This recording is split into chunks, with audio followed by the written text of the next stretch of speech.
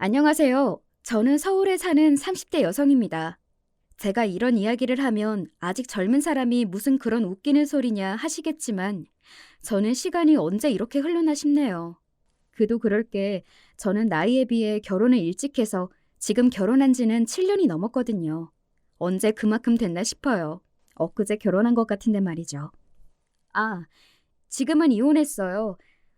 오늘은 제가 이혼을 하게 된 이유가 된 사건과 그 이후의 이야기를 여러분께 조금 들려드릴까 합니다. 정말 엄청난 이야기니까 아마 들으시는 분들도 재미있을 거로 생각해요. 제가 이 이야기를 몇 사람에게 해준 적이 있는데 다들 너무 재밌게 들어서 제가 오히려 그렇게 재밌어? 하고 물어봤던 적도 있었을 정도니까요. 저도 제 상처가 조금은 치유가 되어서 남들에게 이런 이야기를 할 수 있을 정도가 되었기 때문에 사연을 보낼 수 있게 된 거라 여러분들이 그냥 재밌게만 들어주셔도 괜찮을 것 같습니다. 그리고 함께 제 남편과 시어머니를 욕해주세요. 그러면 더더욱 좋을 것 같거든요. 저는 아이가 없습니다. 가져보려고 부단히도 노력했었는데 생기지 않았어요. 지금 와서 생각해보면 하늘도 그런 아빠와 할머니가 아이에게 생기는 건 너무하다고 생각하셔서 아이를 보내주지 않으신 건가 하는 생각이 들기도 해요. 그만큼 저희 남편과 시어머니가 정말 몰상식하고 비정하고 막대먹은 사람들이거든요. 남편과 저는 우연히 만났습니다. 지인의 지인이 겹쳤어요. 이렇게 생각하니 상당히 먼 관계네요. 만나지 말았어야 했는데 말이죠. 아무튼 남편은 첫눈에 저에게 반했었어요. 제 자랑같이 들리겠지만 저는 인물은 괜찮은 편에 속했습니다. 그리고 저를 남몰래 좋아하는 남자들이 많다는 것쯤은 알고 있을 만큼 말이죠. 그래서 누군가에게 고백을 받거나 하는 일은 드문 일이 아니었어요. 그래서 남편의 고백도 그다지 놀라지 않았던 것 같아요. 아니 사실은 첫 만남부터 이 사람 나한테 호감이 있구나 이런 걸 바로 느낄 수 있었습니다. 저만 보고 저한테만 말을 걸었으니까요. 하지만 저는 그런 남편이 부담스러웠어요. 네, 솔직히 정말 제 취향이 아닌 사람이었습니다. 저는 좀 사람이 듬직하고 성실해 보이는 사람을 좋아했거든요. 그런데 남편은 누가 봐도 그런 느낌을 풍기는 사람은 아니었어요. 오히려 굉장히 날라리 같은 느낌의 사람이었습니다. 그래서 처음 몇 번은 거절했었어요. 그런데 남편은 꽤 성실하고 집요하게 저에게 고백을 해왔습니다. 그런 모습이 조금 의외이긴 했던 것 같아요. 그리고 저는 의외인 모습에 조금 약하거든요. 남편의 적극적인 대시로 우리 두 사람은 만나게 되었고 만난 지 1년 정도 지나서 청혼받았어요. 당시에 나이가 결혼하기에는 어린 편에 속했던지라 주변에서는 뭐 그렇게 결혼을 벌써 하냐는 이야기를 많이 들었습니다. 제일 예쁠 때 하는 거라 아깝다면서요. 하지만 저는 그런 사람들에게 이렇게 이야기했었어요. 제일 예쁠 때 결혼하면 좋지 않아요? 그렇게 생각하면 또 그렇긴 하지. 그리고 좋은 사람이면 그냥 이 사람 저 사람 만나볼 필요 없이 하는 것도 좋죠. 그것도 네 말이 맞기는 하다. 지금 와서 돌이켜보면 정말 다 후회가 되는 소리지만 말입니다. 제일 예쁠 때 그런 쓰레기 같은 새끼랑 결혼하게 된 거니까요. 남편이나 저나 다른 조건들은 평범했어요. 남편이 저보다 조금 더 좋은 대학을 나왔다는 건 다르기는 했지만 그래도 남편이 다니는 회사가 제가 다니는 회사보다 객관적으로 좋은 회사는 아니었거든요. 월급도 제가 더 많았고 말이죠. 그래서 첫 인사를 갔을 때 시어머니가 저를 굉장히 어화둥둥했었습니다. 아이고 우리 집에 이런 복덩이가 라면서 말이죠. 제가 아니라 제가 벌어오는 돈 때문이었지만 말입니다. 결혼하고도 일 계속 할 거지? 네, 저는 하고 싶어요. 그런 마음가짐 좋다. 요즘 같은 시대에는 둘이 같이 벌어야지. 그리고 좋은 직장인데 너무 아깝지 않니? 저를 생각해서 하는 말이라고 생각했는데 다 돈 때문이었다는 건 얼마 지나지 않아 결혼 생활을 하면서 알 수 있었지만 말이죠. 하지만 엄청나게 노골적이지는 않았어요. 은은하게 티를 내기는 하셨지만 말이죠. 나는 생일 선물로 다른 거 다 필요 없다. 현금으로 다오. 밥 사고 뭐 챙기고 이런 거 대신 돈으로 다오. 뭐든 돈으로 달라는 이야기를 하셨습니다. 뭐 다른 사람들 입장에서 볼 때야 시어머니가 그래주면 편한 거 아니냐 할 수 있는데 시어머니는 늘 금액을 마음에 들어 하시지 않았습니다. 이게 뭐니? 이걸 누구 코에 붙이라고 준 거야?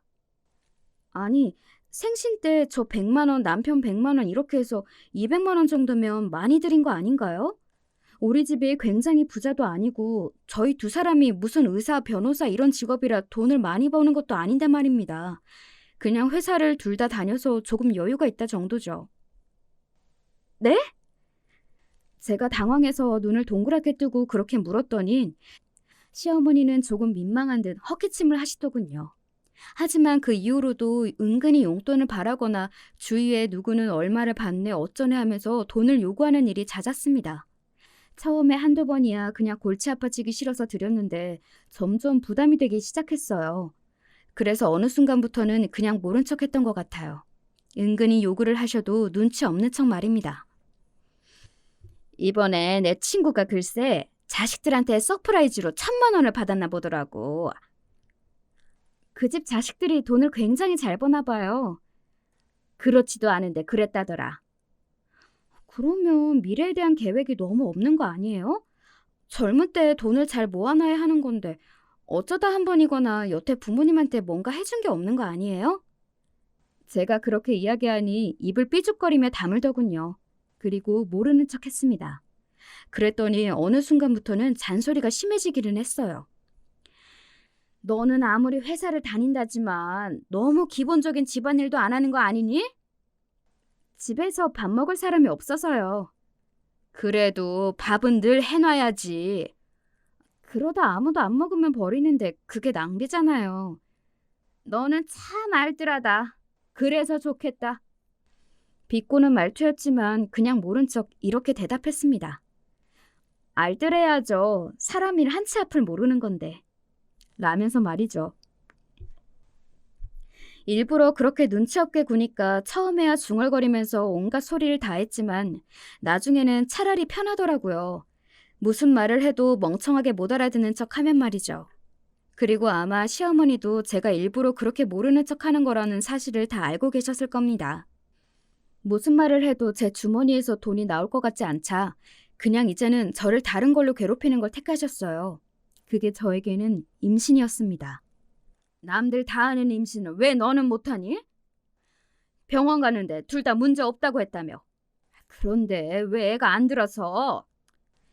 내가 어디서 사주를 봤는데 너한테 자식 복이 없단다. 아이고 이를 어쩌면 좋아. 나는 손주 보기는 글렀다 글렀어. 돈 문제야 저한테 꾸물거리며 안 좋은 소리를 해도 별로 타격이 없었어요. 제가 별 대수롭지 않게 생각했으니까요. 하지만 아이 문제는 달랐습니다. 안 그래도 저도 굉장히 신경을 쓰고 있고 스트레스를 받는 부분인데 시어머니가 말까지 저렇게 해버리니까 더 힘들고 더 고통스러웠어요. 여러분은 그런 시기를 겪어보신 적이 있으신가요? 세상의 모든 안 좋은 일들이 나 때문에 생기는 것 같고 정말 나는 운도 없고 복도 없는 사람이다 이런 생각 말입니다. 오랜 시간 임신이 되지 않아 저는 자존감이 바닥을 내찍었던 시절이었어요. 그때는 뭘 해도 재미도 없고 자신감도 없고 임신을 못하는 것도 나한테 문제가 있어서 그런 것 같고 그런 생각들을 참 많이 했었습니다. 병원에서 저도 남편도 아무런 문제가 없다고 몇 번이나 이야기해 주는데도 안 들어서니까 별의별 생각이 다 들더라고요. 그때 왜 사람들이 종교를 믿는지, 왜 점을 보러 다니는지 그걸 처음으로 이해했던 것 같아요. 설명할 수 없이 답답한 일이 생기면 그렇게 되더라고요. 보통 사람이 그럴 때 정말 좋은 친구나 정말 좋은 가족이라면 옆에서 위로해주면서 네 탓이 아니라고 그런 말들을 해주며 위로를 해주잖아요. 하지만 시어머니는 저에게 제 탓이라고 했고 남편은 제가 그러거나 말거나 관심도 없었습니다. 남편은 딱 결혼 3년 차가 되던 시점부터 다른 사람이 되었던 것 같아요. 지금 와서 돌이켜보면 남편은 정말 실증을 잘 느끼는 사람이었던 것 같아요. 그때는 분명 다른 여자가 있거나 하지는 않았던 것 같거든요. 그냥 더 이상 저를 사랑하지 않은 거죠. 사실 결혼을 한 부부가 평생을 어떻게 가슴이 뛰는 사랑만 하고 살겠어요. 세월이 지나도 그렇다면 그건 병이죠. 그런데 그렇다고 한들 서로를 인간적으로 아끼고 좋아하는 마음은 있어야 하잖아요. 부부라면 말입니다. 하지만 남편은 저에게 그러지 않은 것 같아 보였어요. 집에서 말수가 급격하게 없어졌고 저에게 관심도 마음도 없다는 것이 티가 많이 났습니다. 무슨 말을 해도 대화가 이어지지 않았고 또 저한테는 정말 말도 걸지 않았고 말이죠. 사실 그 즈음에 이혼을 할까 하는 생각도 많이 했었던 것 같아요. 근데 또 딱히 이혼을 할 만한 이유는 없지 않아? 남편이 이혼하자고 해? 아니, 딱히 그런 말은 없어. 보통 그런 부부들은 아이가 생기면 달라지기도 하더라. 조금 더 봐봐. 사실 저는 그런 이야기는 참 많이 들었거든요. 별다른 문제는 없지만 서로에게 소홀하거나 서로에게 관심이 없는 부부들도 아이가 생기고 키우다 보면 또 달라진다고 말이죠. 아이가 생기면 정말 가족 같아진다는 이야기를 주변에서 참 많이 들었던 것 같아요. 어쩌면 그래서 그랬기 때문에 제가 아이에 더 집착을 했을 수도 있습니다. 너무 바라고 원해서 그런지 아이는 계속 들어서지 않았어요. 지금 생각하면 그게 천만다행인 일이긴 한데 그 시기에는 그게 정말 속상하고 그랬기 때문에 정말 마음고생을 심하게 했었습니다. 살이 너무 빠져서 보는 사람마다 걱정할 정도로 말이죠. 차라리 이혼하는 게 정말 제 정신건강에도 낫겠다고 생각하던 때였습니다. 결혼한 지 7년 차가 되던 해까지 아이가 들어서지 않았으니까요. 남편도 더 이상 의욕도 기대도 없어 보였어요. 게다가 시어머니는 만나기만 하면 돈 이야기 아니면 아이를 못 가지는 문제로 구박을 하셨으니까 말입니다. 어느 순간 남편과 시어머니의 태도가 확 바뀌더군요. 사실 특별한 계기는 없었어요. 그래서 당시에는 정말 의문이었던 것 같습니다. 오늘 둘이서 맛있는 거 먹으러 갈까? 남편이 어느 순간 굉장히 다정해졌어요. 마치 연애를 할 때 같이 말입니다. 그래서 이혼을 생각하던 마음도 싹 접었던 것 같아요. 그게 남편은 죄책감 때문에 그랬다는 건 뒤늦게 알게 되었지만 어쨌든 당시에는 그런 남편의 변화가 참 반가웠던 것 같아요. 남편이야 뭐 그렇다 치는데 시어머니의 태도까지 바뀌었어요. 시어머니는 저에게 잘해주는 방향으로 바뀌었다기보다는 더 이상 돈 이야기나 아이 이야기를 하지 않았습니다. 뭐 포기를 한 건지 어쩐지는 모른다는 생각을 당시에는 했던 것 같아요. 시어머니도 그래도 사람인데 매번 볼 때마다 사람에게 안 좋은 소리를 하는 게 좋지만은 않을 거라고 본인도 본인을 위해 마음을 좀 편하게 먹기로 한 거 아니냐는 생각을 했습니다. 왜 나이를 먹으면 조금 유해지는 분들이 있잖아요. 저는 저희 어머니도 그런 경우라고 생각했던 것 같아요. 전혀 아니었는데 말입니다. 두 사람의 그 시기는 아주 짧았습니다. 남편은 다시 저에게 무신경해졌어요. 아니, 그게 아니라 점점 더 저를 막대했습니다. 하루는 이런 말도 하더군요. 당신은 관리 안 해? 무슨 관리? 아니, 여자면 관리도 하고 그래야 하는 거잖아. 화장도 하고 옷도 예쁘게 입고. 당신 아가씨 때 생각하면 지금 완전 딴 사람 같아. 그런 식으로 외모 가지고 저에게 한 소리를 하기도 했고 어느 날은 이런 말도 하기도 했어요. 나 밖에서 되게 인기 많아. 그래서 뭐 바람이라도 피우겠다는 이야기야? 그게 아니라 당신 좀 긴장을 하라는 말이지. 아마 예상하던데 그때 그 상간녀가 막 남편에게 관심을 보이던 시기인 것 같아요.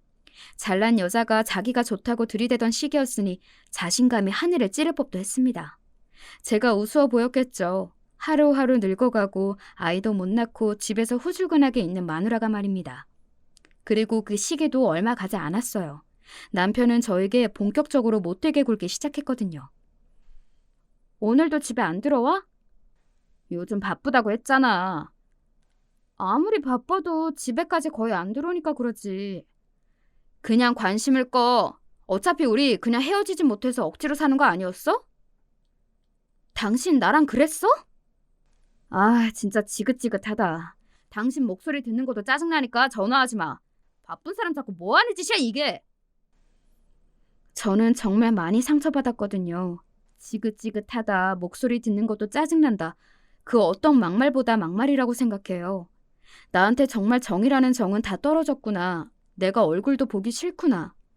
이런 생각을 하기는 했지만 그래도 불륜을 할 거라고는 생각하지 못했습니다. 그 정도의 인간 말종은 아니라고 어쩌면 그렇게 믿고 싶었는지도 모르죠. 하지만 결국에는 불륜이 맞았어요. 제가 처음 남편을 의심하게 된 건 이것 때문이었습니다. 요즘 남편 좀 한가하죠? 네? 회사에 부서 이동이 있었다던데? 그래서 좀 한가한 부서로 갔다는 것 같던데. 처음 듣는 이야기였어요. 부서 이동도 한가해졌다는 이야기도 말이죠. 오히려 요즘 너무 바빠서 집에도 들어오지 않았잖아요.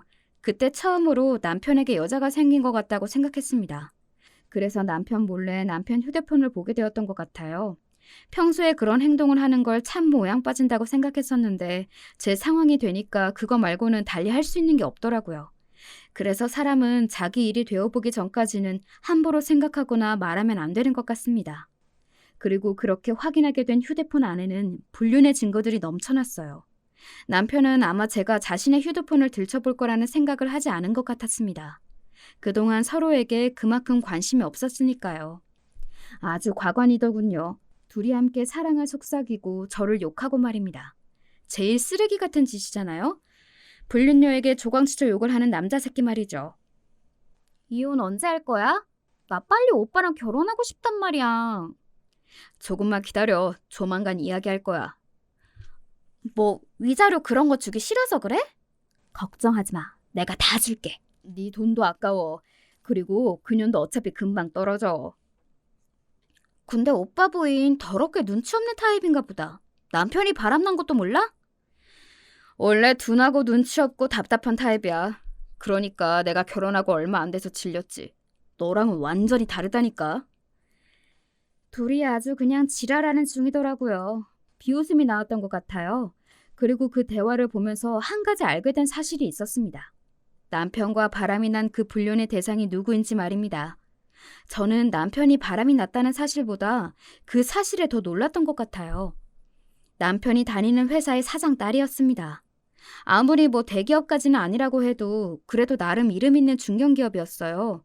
그런 집의 딸이면 엄청나게 돈이 많은 아가씨일 게 분명했습니다. 게다가 남편과 나눈 대화를 보니 아직 20대인 것 같았고 말이죠. 그런 아가씨가 뭐가 모자라서 불륜을 하는지, 그것도 우리 남편 같은 남자랑 하는 생각이 들어서 그건 좀 많이 놀랐던 것 같아요. 그 모든 대화 내용을 제 휴대폰으로 옮겼습니다. 뭐 이렇게 이야기하면 저는 별로 충격을 받거나 힘들지 않았던 것처럼 느끼시는 분들도 있으실 수 있겠죠. 하지만 굉장히 힘들었습니다. 그래도 저는 남편을 믿었거든요. 그러니까 그 지경이 되도록 한 번도 의심하지 않았던 거고 말이죠. 화가 났어요. 순순히 이혼해줄 수 없다는 생각이 들었습니다. 그래서 저는 그 다음 날부터 조용히 남편의 외도 증거들을 모았던 것 같아요. 생각보다 많이 흘리고 다녀서 증거를 모으는 일은 너무 쉬웠습니다. 나를 얼마나 우습게 보며 그러나 싶은 생각에 슬펐던 기억이 있네요. 그리고 얼마 뒤에 시어머니가 저를 불렀습니다. 이혼하거라. 시어머니가 그렇게 이야기하며 저에게 뭔가를 건네더군요. 봉투였습니다. 무슨 드라마 속에서나 보던 상황을 제가 당하고 있으니 기분이 몹시 얼떨떨했습니다. 갑자기 그게 무슨 소리세요? 내가 봤을 때 니들 둘 사이에는 더 이상 아이가 들어설 것 같지도 않고 대면대면 하자니. 그냥 갈라서고 각자 새 출발하는 게 아무래도 낫겠다 싶어. 제가 조용히 시어머니가 준 봉투 속의 돈을 확인했어요. 1,000만 원짜리 수표 5장이 들어있더군요. 직감적으로 알 수 있었습니다. 아, 시어머니는 남편의 외도를 알고 있다. 그리고 그 여자가 부잣집 여자라는 것도 알고 있다고 말이죠. 돈을 그렇게 끔찍하게 생각하시는 분이 5,000만 원이나 되는 돈을 저에게 턱하고 줄 수 없다고 생각했거든요. 시어머니는 그럴 수 있는 사람이 아니었습니다. 저는 다른 뭔가를 확인하는 척하며 조용히 휴대폰의 녹음 기능을 눌렀어요. 그리고는 이렇게 말했습니다. 어머니도 아시나 봐요? 제 그 말에 시어머니가 화들짝 놀라는 게 보였습니다. 뭐를? 어머님 아들 바람난 거, 그것도 부잣집 딸이랑. 제 그 말에 시어머니는 움찔하더군요. 놀란 얼굴이 아니었습니다.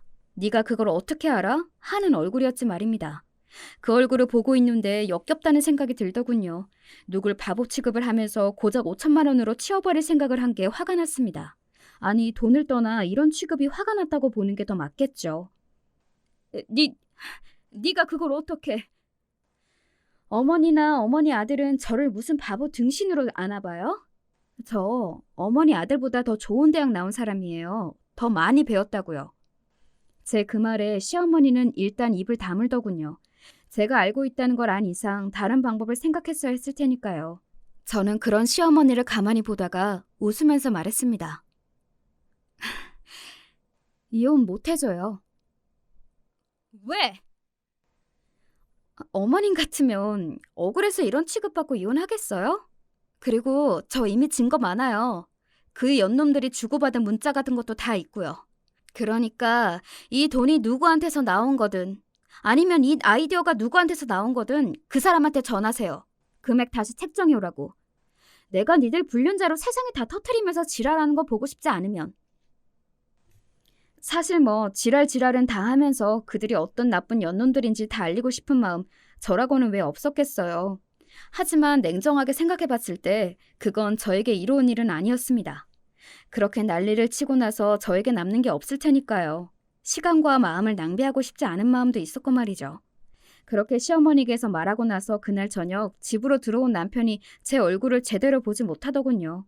아마 시어머니든 아니면 그 누군가든 제가 알고 있다는 사실과 제가 무슨 이야기를 했는지 다 전달받은 이유겠죠. 미안해. 닥쳐. 너는 사과할 자격도 없는 새끼야. 여보 같은 소리하고 자빠졌네. 나는 세상에서 가장 쓰레기 같은 자식이 불륜하는 주제에 불륜녀랑 자기 본처 욕하는 새끼라고 생각했거든? 근데 네가 딱 그렇더라. 그리고 나를 얼마나 멍청하고 바보 같다고 생각했으면 그걸 다 남겨놨니?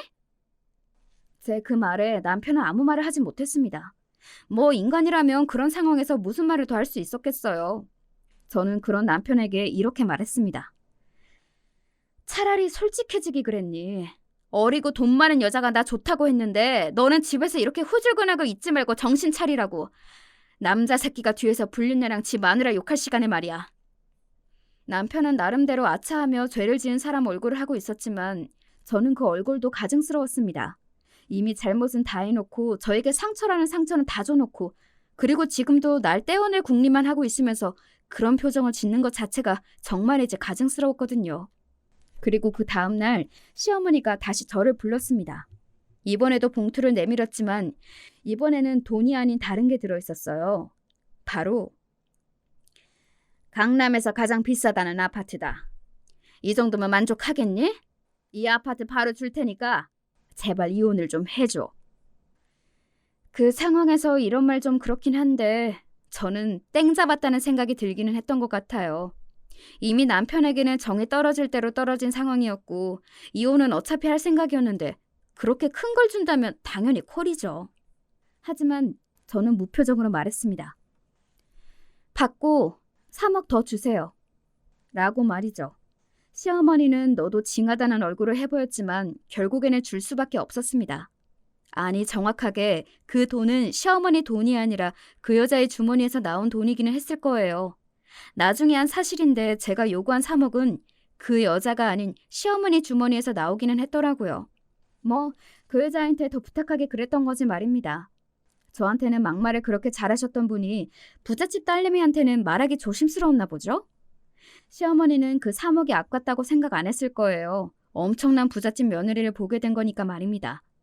그렇게 저는 강남의 아파트와 현금 3억을 받고 이혼 서류에 도장을 찍었습니다. 이 모든 일을 절대 공론화하지 않겠다는 각서를 쓰고 말이죠. 세금도 그쪽에서 다 냈어요. 증여세 같은 것들 말입니다. 저 같으면 자기 딸이 그런 남자랑 결혼하기 위해서 본처에게 돈을 쓰는 걸 눈뜨고는 못 봤을 것 같은데 그 집 부모도 대단하다는 생각이 들었던 것 같아요. 그렇게 저와 남편은 남남이 되었습니다. 제 손에는 강남의 아파트와 3억이 남게 되었고 말이죠. 여기서 이야기가 끝인 줄 아셨나요? 아닙니다. 제 이야기의 시작은 어쩌면 지금부터 시작일 거예요. 이 이야기에는 엄청난 반전과 결말이 있거든요. 지금부터는 더 집중해서 들어주세요. 정말 재미있으실 겁니다. 이 다음부터는 정말 상상하지 못했던 일들이 일어났거든요. 마치 하늘이 그들에게 벌을 주듯 말입니다. 이혼 서류에 도장을 찍고 모든 게 마무리가 되고 얼마 지나지 않아 그 두 사람이 결혼한다는 소식이 들려왔습니다. 그때까지만 하더라도 뭐 당연히 그러고 있거니 그러려고 나한테 그만큼 주고 조용히 이혼하려고 한 거겠거니 하고 넘겼어요. 너한테 그 돈을 줘가면서 이혼 서두른 이유가 있었더만. 뭔데? 임신했대. 사실 스스로 상처받지 않으려 많은 생각을 하고 다독이기도 했지만 거기서는 조금 타격이 있기는 하더군요. 그렇게 노력해도 들어서지 않고 나를 힘들게 했던 아이를 그렇게 금방 그렇게 쉽게 가졌다는 이야기를 들으니 그럴 수밖에 없기는 했습니다. 그리고 나한테 문제가 있었나 하는 생각도 들 수밖에 없었고 말이죠. 속전속결로 결혼까지 해치운 두 사람은 유럽으로 한 달간 신혼여행을 갔다더군요. 남편이 회사를 그만뒀다는 이야기를 전달받으면서 그 이야기도 들을 수 있었습니다. 이제 부잣집 사위가 되더니 그런 월급쟁이는 시시해 보이지 않았겠냐며 회사를 그만둔 남편의 이야기를 한다고 하더군요. 아마 회장인 회사에 들어가서 일하지 않겠어? 그런 병신 같은 새끼들은 인생이 망해야 하는 건데. 꼭 못돼 빠진 인간들이 잘 살더라. 열받게. 다들 분노했습니다. 남편이 저를 그렇게 버려놓고 잘 사는 걸 말이죠. 그것도 아주 잘. 질투가 날 만큼요. 물론 저도 그 사실에 화가 나지 않은 건 아니었지만 다르게 생각하면 그럴 것도 아니기는 했습니다. 남편이나 시어머니는 원래 그런 인간들이고 그 여자가 아니었더라도 언젠가는 바람이 났을 사람이에요. 남편 말이죠.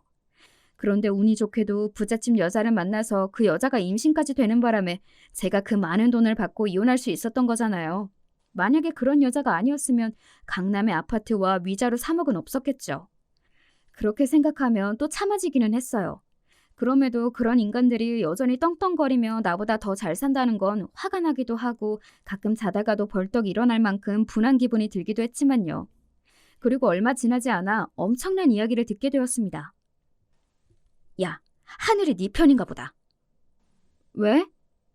그 여자집 부도 났다는데? 뭐? 갑자기 왜? 갑자기는 아닌가 봐. 원래 조금 상황이 힘들기도 했다는데 지금 뭐 규제 들어온 것 때문에 타격을 가장 많이 직접적으로 받았다던데? 원래도 좀 힘든 상황이었어서 어떻게 손도 못 써보고 그대로 부도인가 봐. 그리고는 말하더군요. 그냥 망했으면 다행이게 난리가 난 것 같던데? 어떻게 난리가 났는데? 그동안 땡겨 쓴 돈들이 많아서 빚더미 안게 생겼다고. 지금 그 집 부모 재산은 물론이고 그 부모의 재산에 자식들까지 다들 집 팔고 땅 팔고 그러고 있다는데? 그걸로도 감당이 안 되는 모양이던데? 정말? 부자 망해도 3대는 간다는 말도 옛말인가 보네. 대차게 망한 거지. 그 정도로는 해결이 안 될 만큼. 솔직히 속이 시원하기는 했습니다. 속이 시원하지 않다면 그건 거짓말이겠죠. 제가 당한 게 있는데요. 하지만 막 또 엄청나게 통쾌하다거나 그런 감정이 들지는 않았습니다. 그렇다고 그들이 망한 게 싫다는 건 아니에요. 속 시원하고 너무 좋긴 좋아요. 사실 그 이야기를 듣고 나서 제일 궁금했던 건 남편도 그리고 그 상간녀도 아니었습니다. 바로 이 사람이었어요. 나는 우리 시어머니 얼굴이 제일 궁금하다. 네가 그 말 할 줄 알았어. 나도 솔직히 너희 시어머니가 지금 무슨 심정일지, 무슨 생각을 하고 있을지가 제일 궁금하더라. 풍문에 의하면 시어머니는 남편이 결혼하고 나서 정말 입이 귀에 걸려 여기저기 엄청나게 자랑하고 다니신다고 들었거든요. 얼마나 자랑을 많이 하고 다녔으면 그 이야기가 저희 엄마와 아빠의 귀에도 들어올 정도로 말입니다.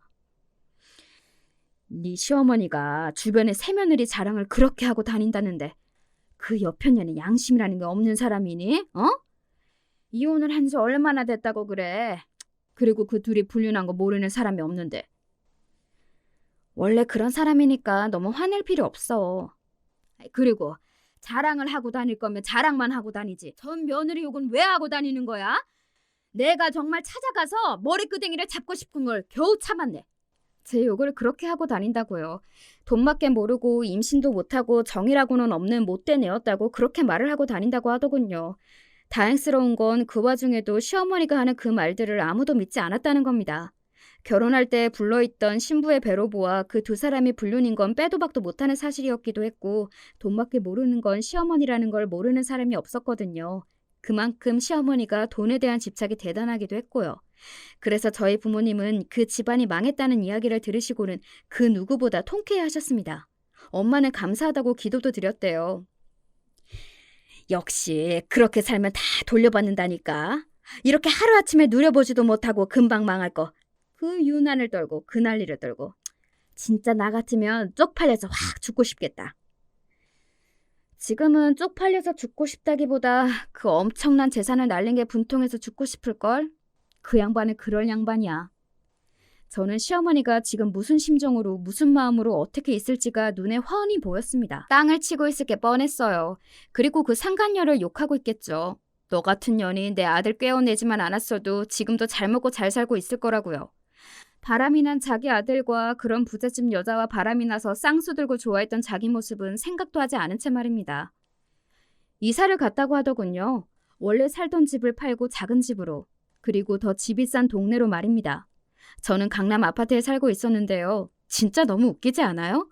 저는 그 상황이 정말 마치 드라마 같아서 한동안 믿기지 않았던 것 같아요. 그리고 시어머니가 저를 찾아왔습니다. 솔직히 저는 찾아올 거라고 생각했어요. 지금 다 잃었는데 남편은 회사까지 그만두고 백수 생활을 하고 있는데 저에게 줬던 3억과 그 강남 아파트가 당연히 눈에 아른가렸겠죠. 시어머니라면 꿈에도 저에게 줬던 것들이 아까워서 벌떡 일어났을 사람이거든요. 내가 전해줬던 그 돈이랑 아파트. 정확히는 돈만 어머님이 주신 거죠. 그 아파트는 그 여자가 해준 거 바보가 아닌 이상 다 알 거라고 생각 못 하세요? 어쨌든 그거. 그거 왜요? 다시 돌려줘. 시어머니의 그 뻔뻔함에 정말 웃음이 나왔던 것 같아요. 정말 말 그대로 웃겼습니다. 비웃으려는 의도나 생각 이런 거 없이 그냥 순수하게 웃음이 터져 나왔어요. 예상한 대로 이야기하고 있는 시어머니도 그리고 아무리 예상을 했다지만 그렇게 사람이 뻔뻔할 수 있다는 것도 모두 다 말입니다. 장난하세요? 장난 같아 보이니? 제가 그걸 드릴 거로 생각하세요? 준 사람이 달라고 하면 돌려줘야지. 이렇게 멍청하신 분이었어요? 아니면 돈이 사람을 이렇게 만드는 거예요? 그런 제 말에 시어머니는 잠시 입을 꾹 다물더니 저를 노려봤습니다.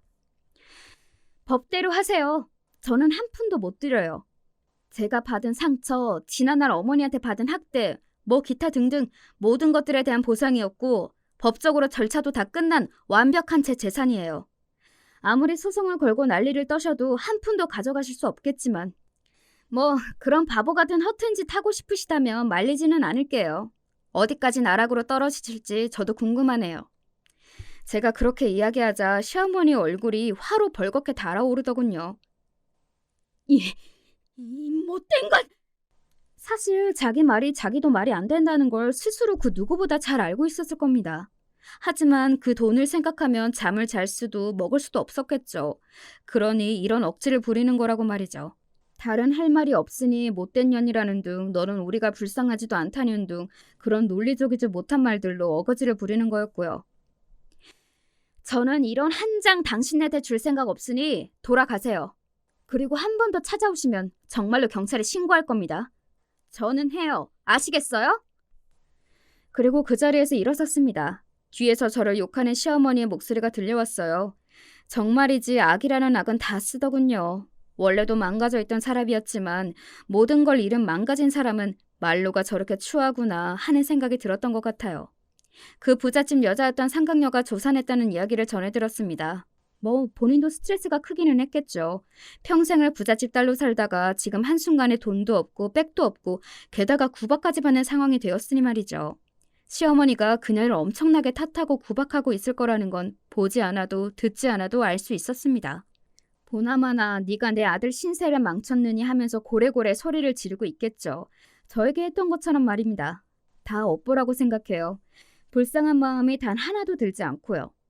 그리고 또 얼마 지나지 않아 이런 이야기를 들을 수 있었습니다. 결국에는 집 팔고 시댁으로 들어갔대. 시어머니랑 같이 산다고? 그 정도로 한 푼도 없이 쫄딱 망했어? 망한 정도가 아니라니까. 그 집 부모님은 지금 전국을 돌아다니면서 빚쟁이들한테 도망다니는 신세가 됐고 자식들 찾아가서 돈 달라고 하도 지랄하니까 어쩔 수 없이 집도 판 거지.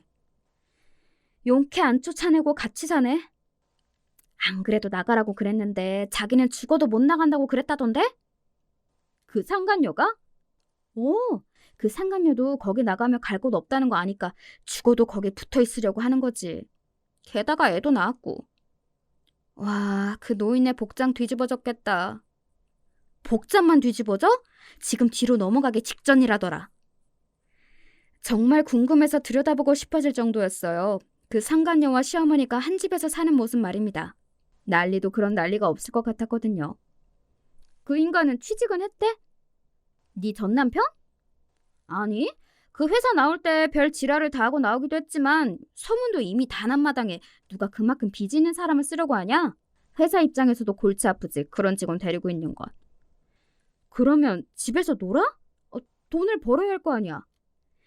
여기저기 아르바이트 이런 거 하다가 그마저도 적성에 안 맞는 건지 아니면 그 와중에 자존심이 상하는 건지 안 하고 지금은 집에 틀어박혀서 술이나 마신다고 하더라. 정말 답도 없다, 답도 없어. 남의 인생을 보고 또 돌아가는 상황 이야기를 듣고 그 정도로 답이 없다고 생각해 본 적도 없었을 겁니다. 제 이야기가 아니고 이제는 저랑 상관도 없는 사람들 이야기인데 듣는 것만으로도 속이 답답해져 오더군요. 그러게, 바람 안 피우고 너랑 잘 살았으면 이런 일 당하지도 않잖아. 그럼 그건 내가 불쌍하지. 그런 인간이랑 계속 살았어야 한다는 건데. 그건 또 그렇네. 그리고 그 이후로는 지인들에게 더 이상 저에게 남편과 시댁의 이야기를 전달해주지 말라고 했어요. 이제 그들이 대차게 망한 걸 알았고 답도 없는 삶을 사는 걸 알았으니 그걸로 되었다고요. 더 이상의 이야기는 전달받고 싶지 않았습니다. 왜 그런 기분이 들었는지는 모르겠지만 그렇더라고요. 물론 업보가 돌아가길 그 누구보다 간절하게 원했었고 그리고 망했다는 이야기를 들었을 때도 정말 속이 시원하기는 했지만 그렇게 말도 안 되게 망하고 상황이 힘들어졌다는 이야기는 마냥 반갑거나 하지는 않았던 것 같아요. 물론 그렇다고 불쌍하거나 안 됐다거나 그런 생각이 드는 건 절대 아닙니다. 그리고 제가 받은 돈들을 단 한 푼도 돌려줄 생각이 없고요. 그건 당연한 건데 그냥 그런 마음이 들었어요. 그리고 또 한동안은 잊고 살았습니다. 어차피 이제는 제 눈에는 보이지 않는 사람들이고 또 이야기도 전달받지 않으니 그냥 잊어지더라고요. 여보? 그런데 정말 우연히 남편을 만났습니다. 그럴 수 있기는 했어요. 제가 친구 집에 놀러 가는 길이었는데 뭐라도 하나 사갈까 싶어서 마트에 갔었거든요. 그런데 그 동네가 시댁이 있는 동네였기 때문에 혹시나 마주치지 않을까 하는 생각을 하기는 했었어요. 물론 생각만 했지 진짜로 그렇게 될 거라는 생각은 하지도 못했지만요. 여보? 그리고 남편은 혼자가 아니었습니다. 옆에 아마 그 상간녀인 그 여자가 서 있었습니다. 그 여자로서는 이제 자기 남편인데 저한테 여보라고 부르는 이 상황이 반갑지만은 않았겠죠. 게다가 저를 떼어내려고 그 비싼 강남의 아파트까지 줘가면서 이혼시킨 여자를 자신이 쫄딱 망한 상황에서 마주치는 게 얼마나 자존심이 상했을지 저는 상상조차 되지 않아요. 그게 아니고 전부인이세요? 그 상간녀가 저를 향해 묻더군요. 사실 그런 인간의 전부인이라는 타이틀도 떼어내고 싶었지만 사실은 사실이잖아요. 그 인간과 결혼을 해서 산 사실이 사라지는 건 아니니까요. 제발 사라져줬으면 좋겠지만요. 안녕하세요. 처음 뵙네요. 사실 처음 보는 거였습니다. 평생 얼굴을 보지 못하고 살 줄 알았는데 그런 식으로 보게 되더군요. 부잣집 딸이었던 그녀는 지금은 과거에 그랬다는 그 사실조차 정말이냐 되물을 만큼 그런 모습이 하나도 보이지 않았어요. 그냥 동네에 흔하게 있는, 아니 어쩌면 그보다 후줄근한 아줌마의 모습을 하고 있었어요. 이 동네는 어쩐 일이세요? 그 상간녀는 제가 강남에 살고 있다는 걸 알았을 테니 그 동네는 무슨 일로 왔는지 궁금해할 법도 했습니다. 상당히 날카롭게 물어보더군요. 지 남편 저도 도망갈 텐데 마치 뺏어갈까봐 경계하는 듯한 그 모습에 기가 막히기는 했던 것 같아요. 친구 집이 여기 주변인데 빈손으로 가긴 뭐해서요. 수연 씨 집? 눈치가 없는 건지 아니면 그냥 병신 같은 놈인 건지 그렇게 아는 척을 하더라고요. 지 부인을 옆에 두고 말이죠. 저는 그 질문에는 대답하지 않았어요. 그러고는 그냥 그 상견례를 향해 살짝 고개를 숙인 뒤 자리를 피했습니다. 더 이상 그들과 마주하고 싶지도 않았고 무엇보다 남편의 얼굴을 보는데 역한 기분이 들더라고요. 돌아서서 두 사람과 멀어지는데 뒤에서 그 상간녀가 남편을 향해 소리를 지르는 게 들려왔어요. 여보? 수연 씨지? 아니 나도 모르게 그 입 안 다물어! 생각보다 아직도 꽉 쥐어서 하는 것 같더라고요. 기가 세 보이기는 했습니다. 그리고 사실 남편이 잘못한 거기도 하죠. 거기서 아무리 실수였다고 하나 저에게 여보라고 부른 것과 제 친구를 아는 척한 건 말입니다. 그리고 그날 저녁 집으로 돌아오니 남편에게 문자가 와 있었어요. 이혼하고 그런 연락을 처음 받는 거였습니다. 아마 남편도 상황이 그렇게 엄청난 속도로 바뀌는 거에 적응하지 못하고 또 현실을 받아들이는 데 시간이 조금 필요했겠죠. 그리고 그동안 저라는 존재를 잊고 살았을 거고요. 그런데 마트에서 마주치고 아, 제가 있었지? 했을 겁니다. 그 역겨운 마음이 그 문자에서 그대로 느껴져서 정말 토가 나올 뻔했어요. 오늘 반가웠어. 오랜만에 얼굴 보니까 좋더라. 제가 읽고도 대답하지 않자 다시 문자가 왔어요. 당신 얼굴 보니까 예전에 우리 좋았던 시절도 생각나고 그래서 잠시 힘든 시절을 잊게 되는 기분이었어. 우리 그래도 대화도 잘 통하고 서로 죽이 잘 맞는 사람들이었잖아. 가끔 만나서 밥도 먹고 그러면 안 될까? 정말로 답장을 하지 않으려 했거든요. 그런데 그 말에는 도저히 참을 수가 없겠더라고요. 그래서 답장했어요. 다시는 연락하지 마. 나는 네 얼굴 보는 것만으로도 토할 뻔했으니까 개새끼야. 라고 말이죠. 그 이후로 남편은 연락해 오지는 않았습니다. 진짜 뭐 저런 찌질하고 병신 같은 놈이 다 있는지 제 인생에서 그 인간이랑 만났던 모든 순간을 도려내고 싶었습니다. 아마 남편과 그 상간녀 그리고 시어머니는 평생을 그렇게 함께 살며 서로를 힘들고 고통스럽게 할 겁니다. 특히 어머니는 그 상간녀를 볼 때마다 자신이 잃은 그 돈을 생각하며 복장이 뒤집힐 거고 남편은 자신이 왜 그런 바보 같은 선택을 했나 하고 후회를 하겠죠. 아니, 그런 인간은 후회를 하면 다행일까요? 남 탓을 하며 세상 탓을 하며 술만 푸지 않으면 다행인 걸지도요.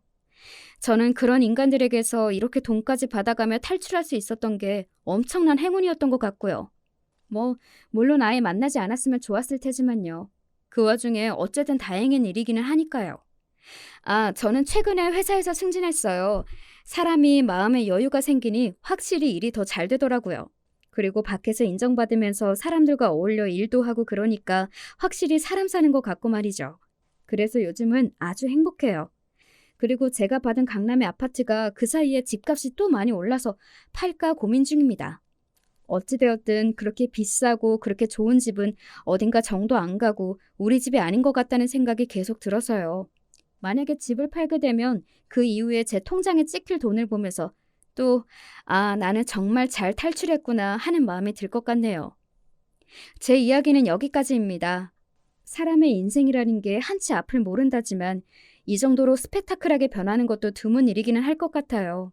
그리고 이 정도로 한순간에 처지가 바뀌게 되는 일도 말입니다. 이혼 서류에 도장을 찍을 때만 하더라도 이런 미래는 단 한 번도 상상해 본 적이 없었거든요. 이 사연을 마지막으로 저는 이제 과거를 모두 털어내고 행복하게 살려고 합니다. 물론 지금도 행복하지만 완전히 다 털어내고 싶거든요. 남편과 시어머니를 말이죠. 원래는 그러지 않았는데 요즘은 보너스를 받으면 저를 위해서 비싼 가방이나 옷도 사고 그러거든요. 자신이 자신에게 선물을 하는 것도 정말 중요한 것 같아요. 그러면서 또 삶의 동력을 얻기도 하고 또 아, 나 열심히 잘 살고 있구나 하는 생각이 들면서 자존감도 높아지더라고요. 아, 그날도 그 상간녀가 저를 아래 위로 훑었었어요. 제가 비싼 가방을 들고 비싼 옷을 입고 있었는데 아마 그녀는 알아봤을 겁니다. 그리고 분했을 거고요. 그것도 생각이 나네요. 저는 이제 그만 이야기를 줄이겠습니다. 어떻게 들으셨나 모르겠어요. 저는 솔직히 쓰면서 조금 재미있었던 것 같기는 합니다. 워낙 엄청난 이야기라 그런지는 몰라도 말이죠. 부디 들어주시는 많은 분도 제 이야기가 흥미로웠기를 바랍니다.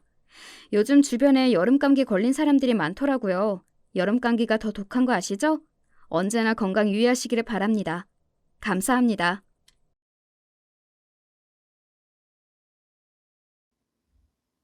저는 충청도 지역에서 태어나고 자랐습니다.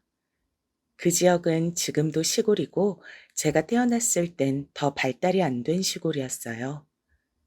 부모님은 작게 농사를 지으셨고 제 위로 언니와 오빠가 3명이나 있는 늦둥이로 태어났습니다. 늦둥이라 가족들의 사랑을 많이 받았지만 워낙 가난했던 형편 탓에 전 넉넉하게 자라진 못했어요. 안 그래도 가난한 집이었는데 부모님이 농사로 생계를 유지해서 더 힘들었습니다. 그러다 자식 중 첫째인 큰언니가 사업가와 결혼했는데 결혼하고 아주 행복하게 살았거든요. 넉넉한 집이라서 우리 친정에 가져다 주는 것도 많았습니다. 부모님, 특히 우리 엄만 그걸 보더니 반드시 부잣집 남자랑 결혼하라고 어릴 때부터 제게 말했습니다. 여자는 대학에 가는 것보다 남자를 잘 만나서 결혼하는 것이 좋다고 하셨죠. 그러더니 제가 고등학교를 졸업하자 여기저기서 남자를 소개했습니다. 그러다 옆 동네에 있는 어떤 양복점을 하는 집의 아들을 소개받았고 바로 그 남자와 결혼하게 되었어요.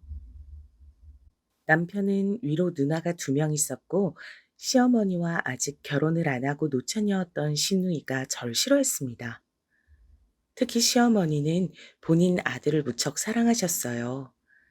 아들을 낳으려고 시누이를 둘이나 낳은 집이었거든요. 저는 형편상 시댁에서 같이 살았는데 시어머니 구박에 신혼 초에 이혼하고 싶을 정도였습니다. 하지만 시대 상황상 이혼한 부부를 안 좋게 보기도 했고 우리 친정에서도 제게 참고 살라고 했어요. 시어머니는 다른 것보다 밥에 굉장히 예민한 사람이었습니다. 먹는 것을 잘 먹어야 모든 일이 잘 풀린다고 하셨어요. 그래서 제게 새벽 4시에 일어나서 밥하는 것을 강요하셨습니다. 아침부터 매일 다른 국이나 찌개, 그리고 반찬을 최소 5가지는 만들어야 했습니다. 그래야 아침 7시에 시아버지와 남편을 깨워 밥을 먹일 수 있었거든요. 시어머니는 늘 6시에 기상하셨는데 그때 이미 모든 요리가 완성되어야 했습니다. 만약 조금이라도 늦으면 시어머니는 저를 아주 덜 떨어진 사람으로 취급하셨거든요. 6시에 이미 식탁엔 완벽한 밥상이 있어야 했고 시어머니가 매일 검사하셨어요. 그러다 자기 마음에 안 들면 다시 만들라고 하셨습니다. 메뉴도 일주일에 중복되는 식단이 있으면 안 됐습니다. 남편과 시아버진 양복점을 운영하면서 아침, 저녁을 꼭 집에서 드셨는데 당연히 아침과 저녁은 메뉴가 달라야 했어요. 그렇게 최소 10가지 음식을 일주일에 다르게 준비하니 저는 머리가 터질 지경이었습니다. 제가 원래 친정에서 요리를 자주 했으면 모르겠는데 그것도 아니었거든요. 오죽하면 저는 나중에는 시장에 가서 메뉴를 조사할 정도였습니다. 진짜 다행인 것은 시아버지와 남편은 입맛이 그렇게 까다롭진 않았어요. 시어머니가 난리친 탓인지 차려주면 군말 없이 먹었어요. 문제는 바로 결혼하지 않고 같이 살던 둘째 시누이였습니다. 시누이는 단 하루도 반찬 투정을 하지 않던 날이 없었거든요.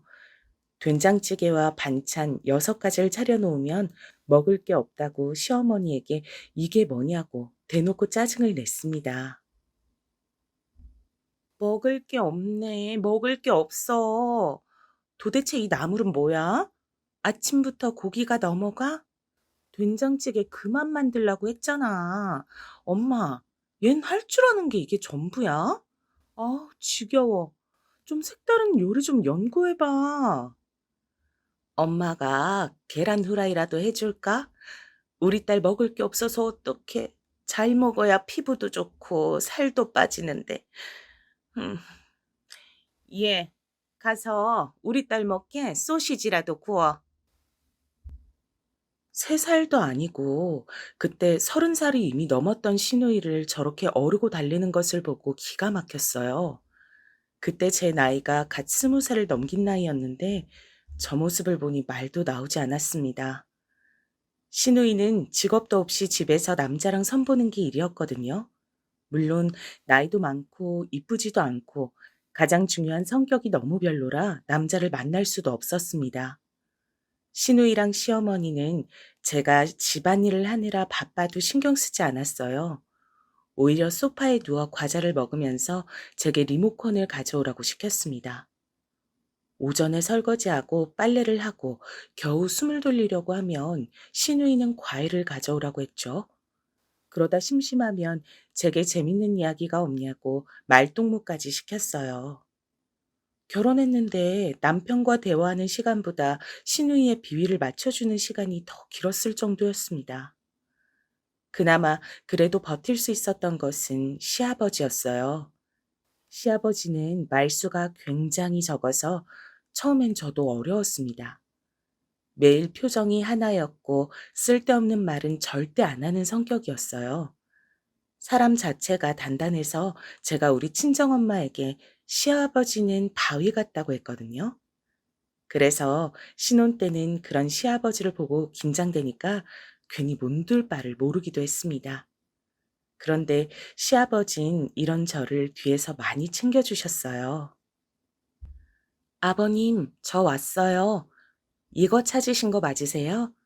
제가 제대로 들고 있는지 봐주세요. 혹시 또 시키실 일 없으세요?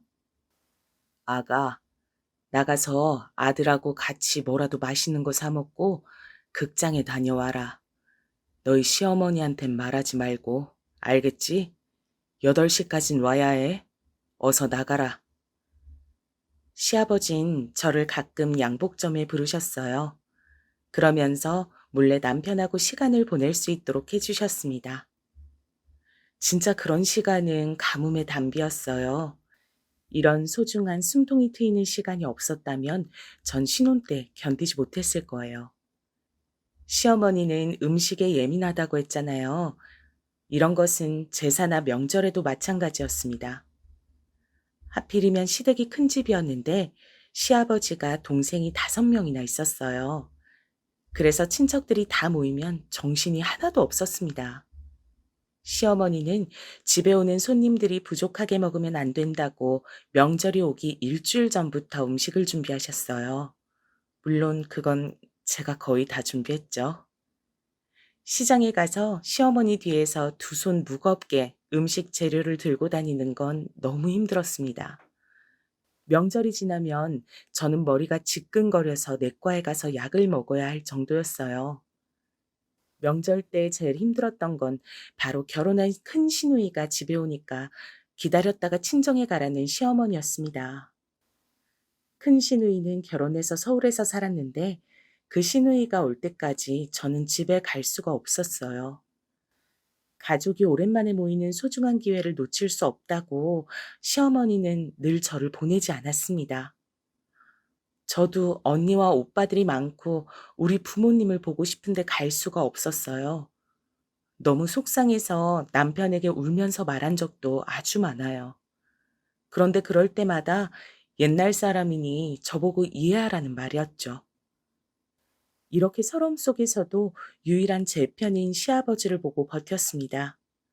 그러다 저는 첫째 아이가 생겼어요.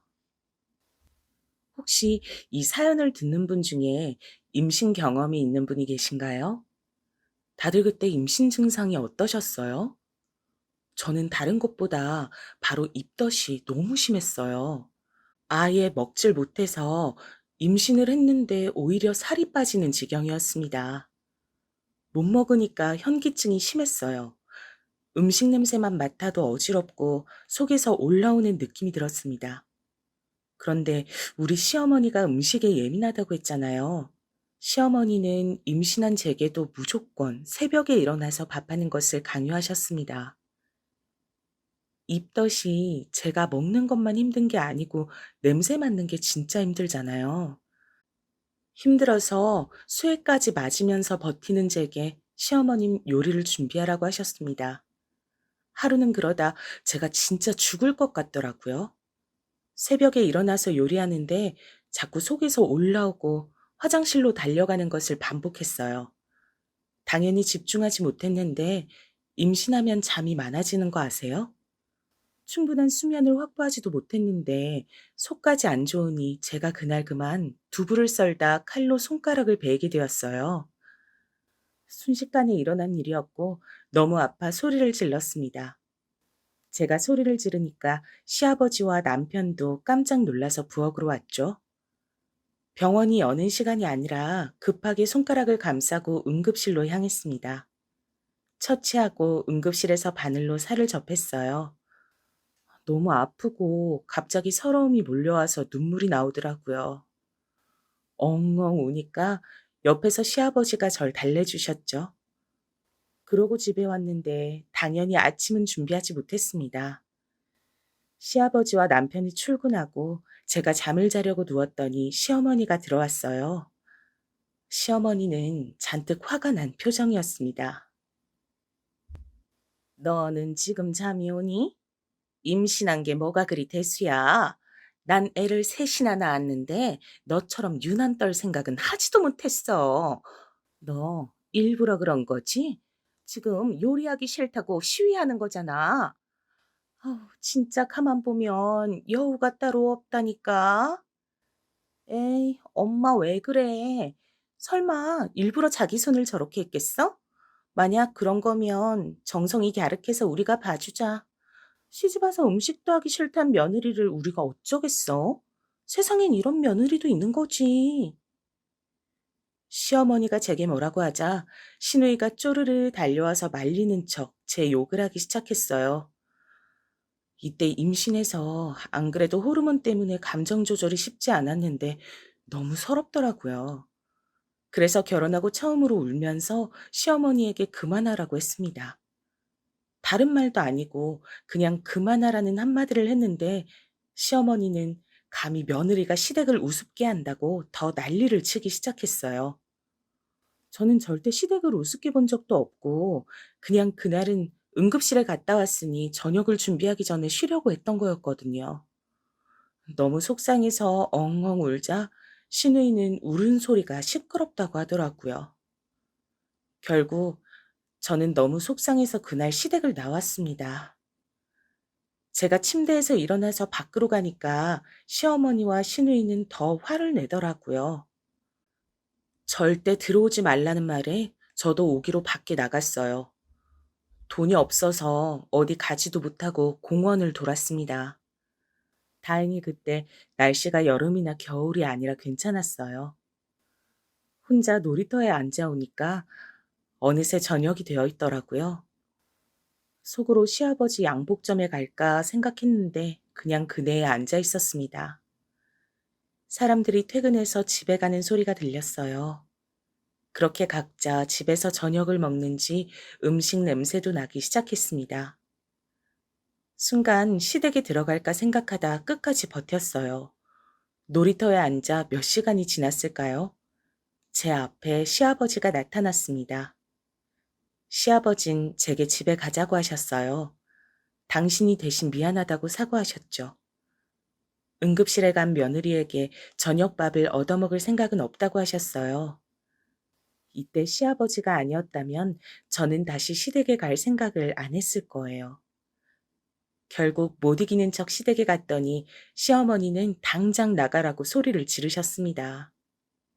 그런 시어머니를 시아버지가 달래고 시누이는 남편이 달랬습니다. 이 사건 이후로 시아버지는 제가 출산할 때까지 아침밥을 준비하지 말라고 하셨어요. 그래서 아침은 시어머니가 전담으로 준비하게 되었습니다. 저한텐 좋은 조건이었는데 시어머니의 미움을 더 받게 되는 계기가 되었습니다. 시어머니는 응급실과 제 가출 사건 이후로 저를 죽어라 미워하기 시작했어요. 첫째 아이의 성별은 딸이었습니다. 시어머니는 안 그래도 저를 미워했는데 제가 아들을 낳지 않았으니 더욱 명분이 생겼습니다. 그래서 제게 계집애니까 보육원에 가져다 주고 오라고 하기까지 했어요. 제가 힘들게 태교하고 배 아파 낳은 아이를 어떻게 보육원에 버리겠어요? 부모가 없는 것도 아니고 멀쩡히 엄마랑 아빠가 살아 있었잖아요. 이런 상태에서 시댁에는 불행이 닥치게 되었습니다. 바로 시아버지가 교통사고로 돌아가시게 되었거든요. 너무 순식간에 일어난 일이었어요. 평소와 다른 게 없던 평범한 날이었습니다. 집에서 아침도 드시고 출근하다 그대로 교통사고를 당하셨고 그 자리에서 하늘로 가게 되었어요. 원래 남편하고 같이 출근하는데 남편은 그날따라 일이 많아 먼저 출근한 상태였습니다. 사고 소식을 듣고 시어머니는 정신을 잃고 쓰러졌습니다. 저도 어안이 벙벙해서 딸을 안고 병원으로 달려갔어요. 제 유일한 버팀목이던 시아버지가 쓰러진 걸 보고 저는 너무 슬펐어요. 장례식장에서 눈물이 멈추질 않았습니다. 시아버지가 없으면 제가 누굴 보고 견디겠어요? 실제로 시아버지가 갑작스럽게 돌아가시고 시어머니는 저를 더 괴롭히셨습니다. 시아버지의 교통사고는 저랑 아무런 관계도 없는데 제 탓으로 몰아갔어요. 네가 우리 집에 온 이후로 되는 일이 없어. 우리 남편도 너 때문에 죽은 거야. 내 남편 살려내. 살려내라고. 너 만약 내 아들도 죽이면 그땐 내가 가만두지 않을 거야. 알겠어? 시어머니는 틈만 나면 저를 보고 욕하셨어요. 서럽고 서운하고 말도 안 된다고 생각했습니다. 저도 시아버지가 돌아가시고 너무 감정적으로 힘들었어요. 유일한 제 편이 사라진 거잖아요. 시아버지가 죽고 양복점은 문을 닫았습니다.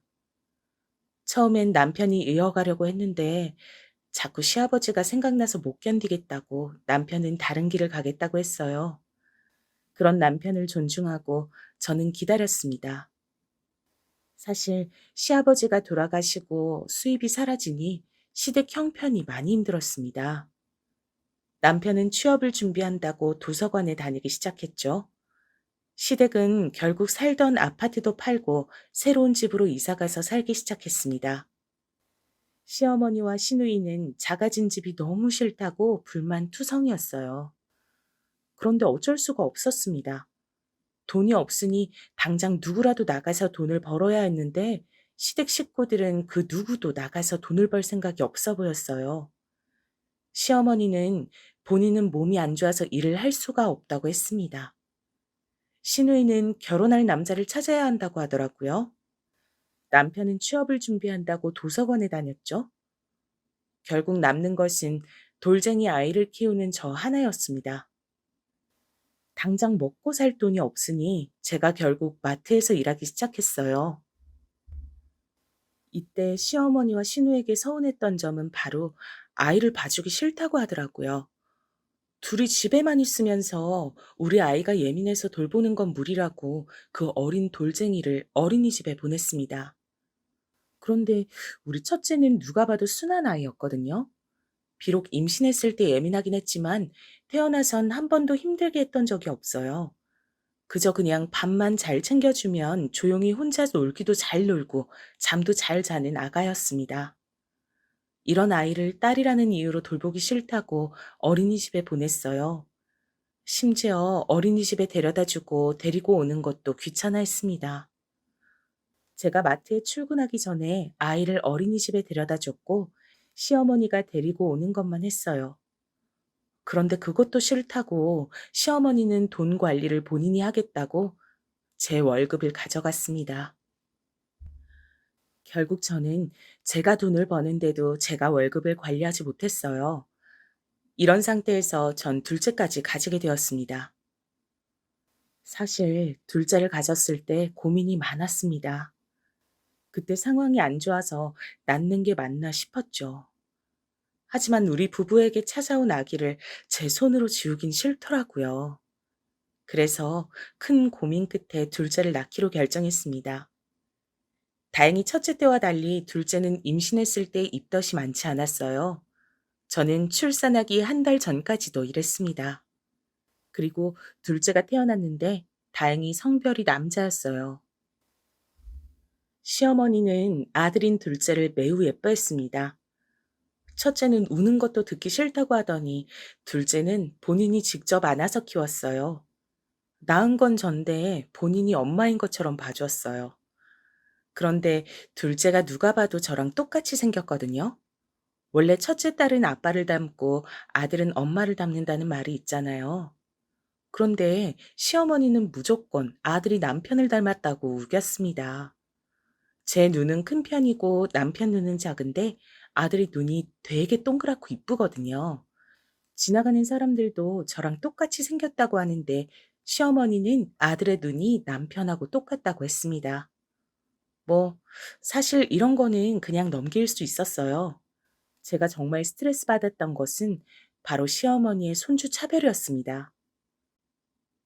대놓고 딸인 우리 첫째는 미워하고 아들인 둘째만 이뻐했어요. 제가 마트에서 일하면서 시어머니가 우리 아이들을 봐주셨습니다. 이 부분은 저도 너무 감사하게 생각해요. 하지만 시어머니가 성별로 차별하는 것은 도저히 볼 수가 없었어요. 아이들이 어릴 때는 아직 어리니까 모른다고 쳐도 유치원에 들어가면서도 그러니까 첫째가 너무 안쓰럽더라고요.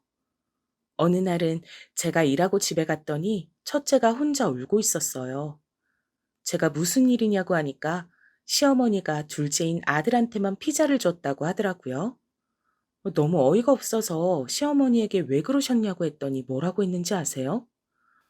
저는 아무리 그래도 먹는 걸로 차별하면 안 된다고 생각했거든요. 여자애가 먹으면 살만 찌고 안 좋아. 피자를 왜 먹니? 대충 나물이나 먹으라 그래라. 벌써 이런 거 먹으면 비만 되잖아. 그러면 남자한테 인기도 없어. 우리 손자가 좋아하는 피자는 손자가 먹어야지. 어머니, 그래도 우리 지연이도 피자 좋아해요. 그리고 객관적으로 지철이보다 지연이가 더 말랐어요. 아직 어린데 먹는 것으로 차별하면 애들 정서에도 안 좋아요. 제가 돈 더 벌 테니까 애들 먹는 걸로 차별하지 말아 주세요. 뭐? 내가 힘들게 이 나이에 너희 자식들 봐주는데 그게 할 말이야? 지금 돈 번다고 유세야? 어? 그럼 그만둬. 내 아들도 능력이 좋아서 금방 취직했으니까 그만두라고. 그때 남편은 동네에 있는 어느 중소기업에 취직했었어요. 몇 년 동안 도서관을 가더니 취직했다고 하더라고요. 저도 마트에서 일하는 걸 그만두고 싶었는데 현실적으로 애가 둘이고 시어머니도 모시고 살고 무엇보다 시누이가 그때까지도 결혼하고 있지 않았어요. 그래서 집에서 현실적인 생활비가 정말 많았습니다. 그래서 저도 집에서 아이들을 돌보고 싶어도 그럴 수가 없었어요. 시어머니는 제가 첫째도 챙겨달라고 하면 매번 화만 내셨습니다. 첫째에게 너무 미안했습니다. 그러다 사건이 또 터지게 되었습니다. 아이들이 학교에 들어갔을 때 일어난 사건이었죠. 드디어 집에서 노처녀로 있던 둘째 신우가 결혼하게 되었거든요. 선을 몇 번을 보더니 결국 어떤 남자와 식장을 잡았다고 했습니다. 저는 그 말을 듣고 진심으로 기뻤습니다. 시누이라도 나가면 생활비가 줄어드니까요. 실제로 시누이는 집에서 일도 안 하고 남편과 제가 버는 돈으로 다 생활했습니다. 일하러 나가는 모습을 본 적도 없어요. 그런 시누이가 결혼한다니까 저는 진심으로 축하했습니다. 그런데 시어머니가 제게 뭐라고 했는지 아세요? 전 처음에 듣고 제가 잘못 들은 줄 알았습니다. 어찌나 뻔뻔하고 당당하게 말하는지 너무 어이가 없었어요. 우리 딸 결혼하니까 너희 부부가 1억을 줘라. 나는 모은 돈이 없으니까 너희가 대출을 받아서 줘. 늦은 나이에 결혼하는 거라 혼수나 예물에 드는 돈이 많네. 알겠지? 네? 어머니, 1,000만 원도 없는데 어떻게 1억 원을 준비해요? 말이 안 돼요. 그리고 제 돈은 어머니가 관리하시잖아요. 남편 월급은 제가 관리해도 우리 가족 식비로 쓰면 돈이 남는 게 없어요. 전 그래서 제 월급을 모아서 형님 결혼할 때 주는 줄 알았죠. 근데 우리한테 달라고 하면 너무 당황스러운데요? 뭐? 너는 돈을 얼마나 헤프게 쓰는 거야? 우리 아들이 얼마를 버는데 나한테 주는 돈 그게 뭐 얼마나 된다 그래? 누가 보면 네가 월에 300은 버는 줄 알겠다. 겨우 100만 원 벌면서 그걸 모으라고? 말이 되는 소리를 해라. 시어머니는 너무나도 당당하게 시누이가 결혼할 때 1억을 달라고 하셨습니다. 근데 저는 돈이 없었어요. 제가 마트에서 일하면서 받는 돈은 시어머니가 관리했고 전 남편의 월급을 관리했었거든요. 집에 드는 생활비는 우리가 감당했기 때문에 전 제 월급을 시어머니 개인 용돈으로 드렸거든요. 어차피 제가 일하면서 아이들을 봐주시니까요. 그래서 남편의 월급은 진짜 시댁의 생활비를 내면 남는 것이 하나도 없었습니다. 그런데 이런 우리에게 1억을 달라고 하니까 어이가 없었죠. 남편에게 말했더니 뭐라고 했는지 아세요? 최대한 대출을 받아서 해결하자고 하더라고요. 대출을 받으면 그 이자도 우리가 내는데 전 너무 상황이 답답했습니다. 신우이가 그 나이를 먹고 경제 활동을 안 해서 돈을 모으지 않은 게 잘못이잖아요. 그런데 시댁에선 제가 이상한 사람이 된 기분이었어요. 신우이는 거기서 우리가 돈을 주면 웨딩드레스를 더 이쁜 것으로 고르고 혼수를 최고급으로 고르겠다고 고맙다고 하더라고요. 주겠다고 확정도 안 했는데 벌써 설레발로 저러는 걸 보고 기가 막혔습니다. 은행에 가서 물어봤는데 대출이 1억이 나오질 않았어요. 없는 돈을 달라고 하니 할 말이 나오지 않더라고요. 시어머니는 계속 왜 돈이 없냐면서 제게 가계부를 가져오라고 호통까지 쳤습니다. 저는 그런데 오히려 아끼는 것으로 유명한 사람이었어요. 애들 학교 친구들 엄마들도 알 정도였습니다. 돈이 아까워서 모임도 안 나가는 사람이 저였거든요. 시어머니가 제가 사치가 심하다고 하니까 너무 속상했습니다. 돈이 없으니 당연히 시누이 결혼할 때 1억은 주지 못했지만 눈치가 보여서 결국 300만 원을 마련해서 주었어요. 우리 친정 일에도 이렇게 큰 돈을 줬던 적이 없는데 속상했습니다. 시어머니는 항상 남편과 우리 아들이 우선이었어요. 시누이 결혼식이 있고 얼마 지나지 않았을 때 사건이 또 발생했습니다. 바로 고향에 있던 우리 엄마가 많이 아파서 병원에 입원하셨다는 소리를 들었어요. 원래도 몸이 안 좋았는데 나이가 들면서 여기저기 안 아픈 곳이 없더라고요. 엄마가 입원했고 또 상태가 너무 안 좋아서 고비라는 말에 저는 서둘러서 짐을 챙겼습니다. 마트에도 말해서 일을 빼고 급하게 고향에 가려고 했는데 그런 제게 시어머니가 뭐라고 말씀하셨는지 아세요? 엄마가 죽을 고비라 울상인 제게 남편 밥은 어떡하냐 그러더라고요. 그땐 저도 더 참지 못했습니다. 언제 올지 모른다고? 그러면 국이라도 몇 개를 해서 얼려놔야지. 네가 그렇게 집을 비우면 우리 아들은 어떡하니? 애들도 놔두고 가면 내가 또 돌봐야 하잖아. 넌 왜 이렇게 양심이 없어? 어머니, 제가 놀러 가는 건가요? 우리 엄마가 아파서 지금 생사를 오간다는데 밥을 할 시간이 어딨어요. 남편도 사지 멀쩡한 성인인데 알아서 먹겠죠. 아니면 어머니가 좀 해주세요. 그러면 되겠네요. 뭐? 아이고, 이제 나를 잡아먹으려고 하네. 넌 어떻게 마음에 드는 구석이 하나도 없니? 아주 시어머니한테 말하는 태도 봐라. 네 엄마가 그렇게 가르치디? 어? 어머니야말로 며느리한테 왜 이러세요? 저도 이제껏 많이 참았어요. 제가 그동안 얼마나 참았는데 저한테 이러세요. 우리 엄마 죽는 것도 그럼 못 보고 당신 아들 밥 차려줘야 돼? 어? 저는 말하다 보니 순간 화를 억누르지 못했습니다. 노예처럼 시어머니에게 월급을 주고 일을 했는데 저런 소리를 들으니까 화가 속에서 올라왔거든요. 제가 저렇게 말하자 시어머니는 갑자기 머리가 아프다고 그 자리에서 주저앉았어요. 그러더니 본인 손으로 핸드폰을 들더니 119를 불렀습니다. 숨이 쉬어지지 않는다고 하는데 누가 봐도 꾀병이었죠. 남편에게 전화해서 저 때문에 화병이 나서 살 수가 없어서 지금 죽겠다고 말하더라고요. 저는 그때 당장 친정에 가야 했는데 시어머니가 저러니까 너무 답답했습니다. 남편은 제게 그냥 친정에 조용히 가면 되는 걸 왜 일을 크게 만드냐고 하더라고요.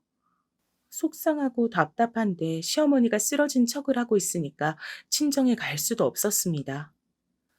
하지만 우리 언니와 오빠들이 전화로 저를 재촉했어요. 지금 당장 나가야 버스를 타고 고향에 갈 수 있던 상황이었습니다. 저는 결국 아이들을 제가 데리고 친정으로 향했어요. 남편에게 119가 곧 올 건데 내 눈으로는 이런 상황이 심각하지 않다고 했죠. 그러자 남편은 본인 엄마가 죽을 수도 있는데 어떻게 그러냐고 하더라고요. 그때 심정은 그냥 다 놓고 싶었습니다. 나는 우리 엄마 죽을까봐 고향에 가니까 그럼 당신은 당신 엄마 보러 집에 오면 되겠네. 각자 엄마 챙기자고. 우리 엄만 진짜로 아파서 병원에서 생사를 오가는 거고 너희 엄만 꾀병이라고. 저는 너무 화가 나서 남편에게 저렇게 말하고 아이들을 데리고 버스 정류장으로 향했어요.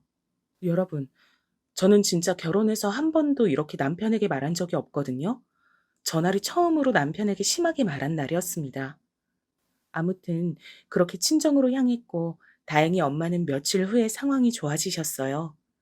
간신히 엄마를 살리고 정신을 차렸는데 남편에게 연락이 오더라고요.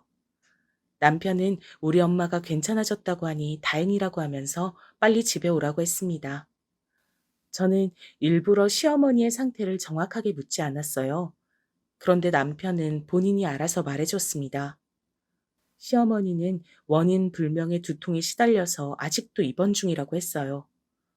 저는 그 말을 듣고 참 어이가 없었습니다.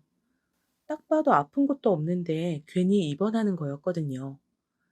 만약 제가 시댁에 가면 시어머니의 병관우를 할 것이 뻔했습니다. 그때부터 자존심 싸움이 시작되었어요. 전 우리 엄마의 상태를 지켜본다고 하고 시댁에 가지 않았습니다. 그러자 남편은 당장 시어머니를 누가 간호하냐고 자기가 일을 그만둘 순 없지 않냐고 화를 내더라고요. 그렇게 2주가 흘렸는데 문제가 있었습니다. 바로 아이들의 학교 문제였어요. 제가 친정에 있으면서 아이들을 데리고 있으니까 아이들이 학교에 가질 못했거든요. 또 친정에서 지내는데 아이들이 불편해하는 모습이 보였습니다. 결국 저는 아이들을 데리고 다시 시댁에 올 수밖에 없었어요. 시어머니는 그때까지 병원에 입원한 상태였습니다. 저는 그때는 도대체 아픈 것도 없는데 병원에 누워서 무엇을 하는지 알 수가 없었어요. 남편은 제게 그래도 시어머니가 어른이니까 제가 병원에 가서 모셔오길 바랬습니다. 이 문제로 남편하고 얼마나 싸웠는지 몰라요. 저는 어차피 꾀병인 거 당신도 아니까 가서 직접 데리고 오라고 하고 남편은 시어머니가 저렇게 된 이유가 저 때문이라고 하더라고요. 며칠을 그렇게 싸우는데 아이들이 우리 눈치를 보는 것이 느껴졌습니다. 그 모습을 보고 저는 순간 머리를 한 대 맞은 기분이었어요. 그리고 가정의 평화를 위해 제가 시어머니를 모시러 병원에 직접 갔습니다. 병실에 누워있던 시어머니는 저를 보더니 이겼다는 표정을 짓더라고요. 그 모습을 보고 너무 유치하다는 생각이 들었습니다. 하지만 이왕 이렇게 제가 왔으니까 먼저 다가갔어요. 어머니, 저랑 집에 가요. 제가 그때는 정신이 없어서 어머니 제대로 못 챙겨드렸죠? 지금 죄송하게 생각하고 있어요. 그러니까 기분 푸시고 집에 가서 편하게 쉬세요. 내가 우리 아들 생각해서 안타까워서 가는 거야. 절대 너를 보고 가는 게 아니야. 알겠어? 앞으로 나한테 다신 그런 행동을 하면 가만두지 않을 거야. 시어머니는 제게 더는 참지 않을 거라고 호언장담했습니다. 저는 사실 지칠 대로 지친 상태라 알겠다고 하고 데리고 왔어요. 그리고 저는 마트 일을 그만뒀습니다. 어차피 친정에 있을 때 이미 마트에 말한 뒤였어요. 시어머니에게 제 월급을 주는 일을 없애려고 했던 거였죠. 시어머니는 제가 마트를 그만두었다고 하니까 난리가 났습니다. 그러더니 우리 남편의 월급을 본인이 관리하겠다고 하더라고요. 당연히 저는 반대했습니다. 결국 제 고집이 이겨서 남편의 월급은 제가 관리했어요. 시어머니는 용돈을 달라고 했는데 제가 그동안 들였던 돈은 한 푼도 남기지 않고 이미 다 쓴 뒤였습니다. 저는 시어머니에게 50만 원을 드렸어요. 왜냐하면 이제 제가 집에 있으니까 아이들을 직접 돌보기 때문에 저 정도는 충분하다고 생각했습니다. 그런데 시어머니는 50만 원이 너무 적다고 100만 원을 달라고 하더라고요. 남편 월급이 300인데 100을 주면 생활을 할 수가 없었습니다. 그래서 거절했더니 또 들어놓았어요. 이런 속 터지는 상황에서 제 속이 아예 뒤집히는 계기가 발생했습니다. 남편은 기본적으로 사람이 꼼꼼한 편은 아니에요. 워낙 시어머니와 두 시누이 밑에서 어화둥둥 자라서 오히려 허술한 면이 많습니다. 결혼하고 놀랐던 건 양말도 제대로 세탁기에 집어넣지 못하는 모습이었어요. 남편은 집안일을 할 줄 아는 것이 아무것도 없었습니다. 그래서 늘 옷의 빨래나 세탁도 제가 해줘야 했고 와이셔츠도 제가 다려주었어요. 어느 날 저는 그날도 시어머니와 아침부터 한바탕 하고 지친 상태로 남편의 셔츠를 빨래하려고 준비하고 있었어요. 그런데 남편의 셔츠에서 이상한 향수 냄새가 나더라고요. 제가 아는 남편은 결혼하고 한 번도 향수를 뿌렸던 적이 없습니다. 우리 집엔 향수를 뿌리는 사람 자체가 없었어요. 제가 워낙 인공적인 향을 싫어하기도 했고, 남편은 향수가 있어도 까먹고 뿌릴 사람이 아니었습니다. 그런데 누가 맡아도 여자 향수인 그런 향수가 셔츠에서 나더라고요. 순간 묘한 생각이 들었습니다. 그리고 여자의 촉이라고 하죠. 그제야 남편의 수상한 행동들이 눈에 띄었어요. 남편이 양복점을 접고 새로 취직한 회사는 중소기업이었고 직원들끼리 회식이 아주 많은 곳이었어요. 그래서 회식하고 술에 취해 들어오는 날이 많았습니다. 그런 남편이 아예 정신을 차리지 못하면 제가 직접 데리러 간 적도 꽤 있어요. 그래서 남편의 회사 사람들과 안면을 어느 정도 튼 상태였습니다. 그런데 얼마 전부터 묘하게 남편은 회식 자리를 알려주지 않았어요. 제가 데리러 간다고 해도 끝내 거절하더라고요. 원래는 제가 택시를 타고 데리러 가면 되게 좋아했는데 어느 순간 거절하길래 편하면서도 의아한 마음이 있었거든요. 혹시 회식이라고 말하고 뒤에서 무슨 짓을 하는 건 아닌가 생각 들었습니다. 그리고 이상한 점은 하나 더 있었어요. 남편의 회사는 제가 알기로 주말 출근이 없는 회사였거든요. 제게 취업할 때 절대 주말에 출근하는 일은 없을 거라고 했습니다. 그리고 실제로 몇 년 동안은 야근이나 주말 출근이 없었어요. 그런데 얼마 전부턴 주말에 회사를 나가는 경우가 많이 생겼습니다. 제가 셔츠에서 향수를 맡은 그날도 주말에 일하러 출근한다고 하더라고요. 당신 회사가 이렇게 주말에 일할 게 많은 회사였어? 아니잖아. 당신이 제일 중요하게 여긴 것이 주말 출근 안 하는 거 아니었어? 당신 요즘 왜 이렇게 회사 자주 나가? 야근도 자주 하고 집에 잘 안 오잖아. 주말에 애들하고 놀아주기도 하고 그래야지. 나도 당연히 주말엔 당신하고 애들 데리고 좋은 데 가고 싶지. 아, 근데 곧 승진을 앞두고 있어서 이렇게 주말에 가서 일해야 회사에서도 좋게 보더라고. 이게 다 우리 가족을 위한 일이니까 당신이 이해해줘. 알겠지? 고마워. 남편의 주말 출근은 그 이후에도 계속해서 이어졌어요. 순간 한 번 의심하니까 그 의심은 날이 갈수록 커져갔습니다. 결국 저는 나를 잡고 미행을 하게 되었어요. 그날도 남편은 회식이라고 제게 말했습니다. 회식 장소가 어디냐고 했더니 신경 쓰지 말라고 먼저 자라고 하더라고요. 술에 취한 남편이 걱정되어 데리러 간다고 했더니 끝까지 장소를 말하지 않았습니다.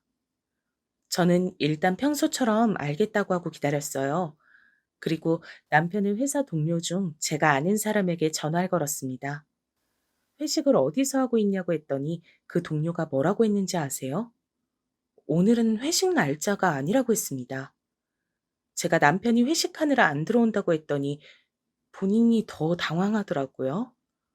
저는 그 동료의 말을 듣고 어느 정도 확신했습니다. 그래서 무작정 남편의 회사로 향했어요. 회사로 가면서 심장이 쿵쿵 거리면서 뛰었습니다. 최대한 침착함을 유지하려고 애썼어요. 마침내 남편의 회사에 도착해서 안으로 들어갔습니다. 문이 닫혀 있으면 어떡하나 걱정했는데 다행히 열려 있고요. 손이 덜덜 떨려서 심호흡을 크게 하면서 올라갔습니다. 그리고 남편의 사무실 앞에 섰는데 굳이 안으로 들어가지 않아도 남편이 보였어요. 여러분, 그리고 제가 뭘 발견했는지 아세요? 저는 아직도 이날을 생각하면 가슴이 뛰고는 합니다. 남편은 저보다 어려 보이는 어떤 여자와 웃고 있었어요. 딱 봐도 저보다 어렸고 예쁘더라고요. 그냥 회사 동료일 수도 있다고 혼자 생각하며 들어가려는 그 순간이었습니다. 갑자기 남편과 그 여자가 서로 입을 맞대더라고요. 그걸 제 눈으로 본 이상 더 볼 것도 없었어요. 그래도 증거를 남겨놔야 한다는 생각에 핸드폰을 들어 찍었습니다. 둘은 제가 온 줄도 모르고 둘만의 세상에 빠져 있었고요. 저 혼자 바보가 된 기분이 들었습니다. 시댁에서 시어머니를 모시고 살면서 혼자 아이들을 키우는 그 고생이 물거품이 된 거였어요. 순간 신혼 때부터 일어났던 모든 일이 생각나기 시작했습니다. 서러웠고 배신감이 느껴졌어요. 다른 사람도 아니고 남편이 외도로 바람이 날 줄은 몰랐습니다. 제가 그 남녀를 보면서 배신감에 몸을 부들거리고 있자 여자가 먼저 절 발견했어요. 사실 저는 남편의 회사 동료를 꽤 많이 안다고 했잖아요. 그런데 그 여자는 그날 처음 보는 사람이었어요. 그래서 회사 사람인지 아닌지도 몰랐습니다. 여자가 저를 보고 눈을 동그랗게 뜨자 남편이 저를 바라봤어요. 남편이 저를 보더니 얼굴이 사색이 되어선 그대로 밖으로 나오더라고요. 여보, 여긴 무슨 일이야? 아니, 이렇게 갑자기 찾아오면 어떡해? 너무 당황스럽네. 혹시 오해한 건 아니지? 아니, 그래도 회사에 오는 거면 미리 말을 해야지. 당신 이런 사람이야? 야, 다 봤어. 이미 나는 저 여자랑 네가 입맛대는 거 다 봤다고. 저 여잔 누구야? 지금 빨리 말해. 더 험한 꼴 보기 전에 사실대로 말해. 남편은 제가 다 봤다고 하자 난감한 표정을 지었습니다. 그러자 저 여자가 우릴 향해 걸어왔어요. 저는 그 여자에게 당신은 누군데 유부남하고 이러고 있냐고 물었죠. 그런데 여러분, 저 여자의 정체가 뭐였는지 아세요? 여자는 남편처럼 당황한 표정도 아니었습니다. 오히려 너무나도 당당한 표정으로 제게 말했어요. 자기가 이 회사 사장의 딸이라고 하더라고요. 그걸 듣자 허탈한 웃음이 나왔습니다. 돈을 좋아하는 남편은 회장 딸하고 바람이 난 거였어요. 제가 이 사람이 유부남인 걸 알고 있냐고 하자 이미 알고 있다고 웃더라고요. 저는 그 모습을 보며 당장 둘을 그 자리에서 죽이고 싶었습니다. 도대체 무슨 정신으로 집에 왔는지 기억도 나질 않아요. 그저 이 세상에서 사라지고 싶었습니다.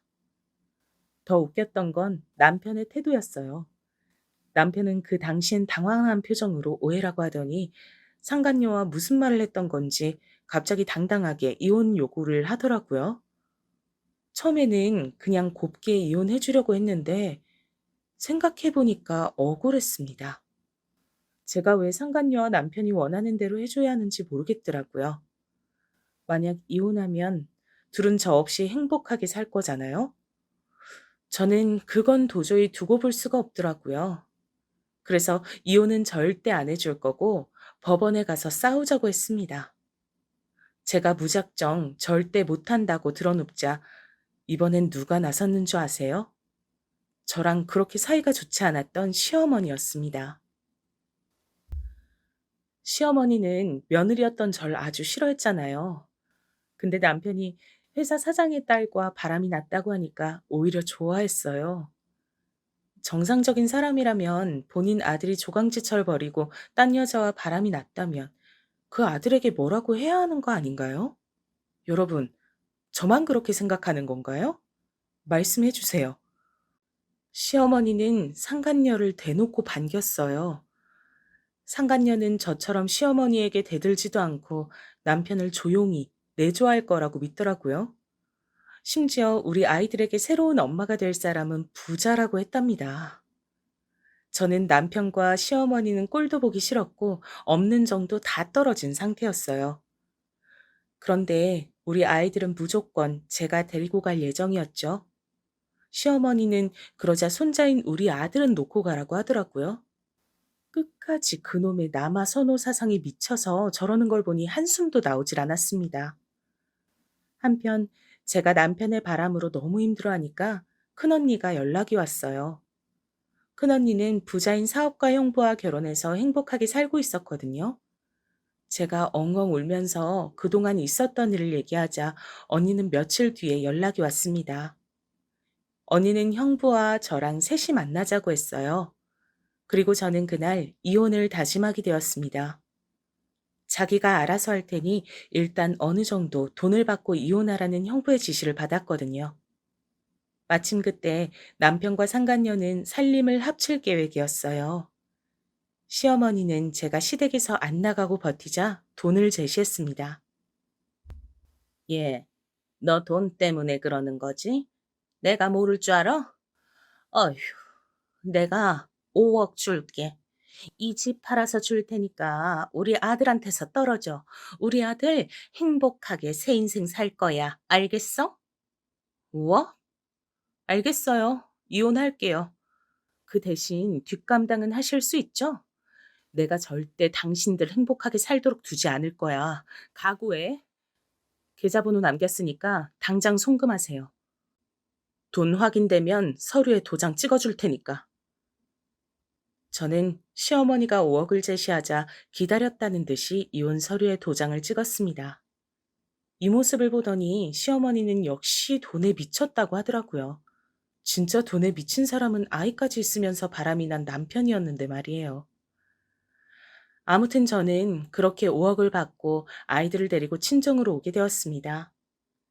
사실 형부가 시킨 대로 행동하긴 했는데 막상 이혼하니까 너무 분했어요. 서러움이나 속상함보다는 분노에 가까운 감정이었습니다. 시어머니와 남편, 그리고 그 상간녀까지 모두 불태우고 싶은 마음이 컸어요. 이런 저를 보고 형부와 언니는 계획에 들어갔습니다. 그 계획은 바로 형부의 지위를 이용한 거였어요. 우리 형부는 알아주는 투자 사업가였거든요.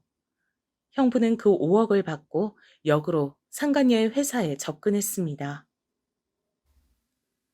그러더니 형부는 본인이 아는 지인들을 동원했어요. 이 과정은 며칠 만에 할 수 있는 것이 아니었습니다.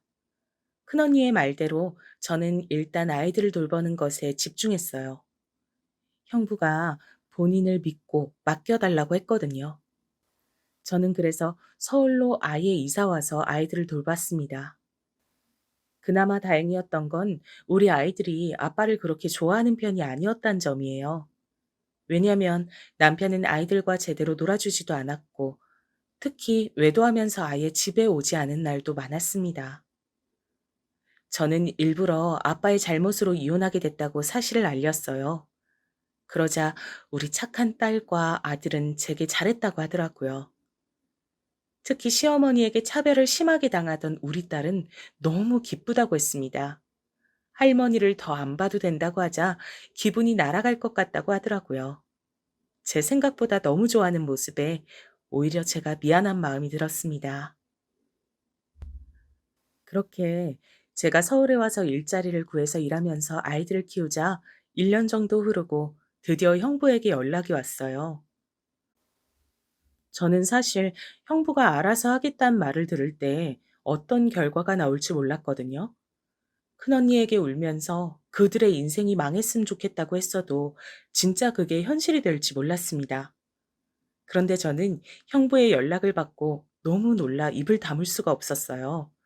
왜냐하면 형부는 본인의 사업을 빌미로 접근해서 그 상간녀의 회사를 파산시켰거든요. 형부, 진짜로요? 어머 세상에. 그놈들 그러면 지금 어떻게 됐어요? 제가 바라던 대로 인생이 망했나요? 남편은 그 회사의 미래의 사장이 될 거라고 기대감에 한껏 부풀어 있던 상태였거든요.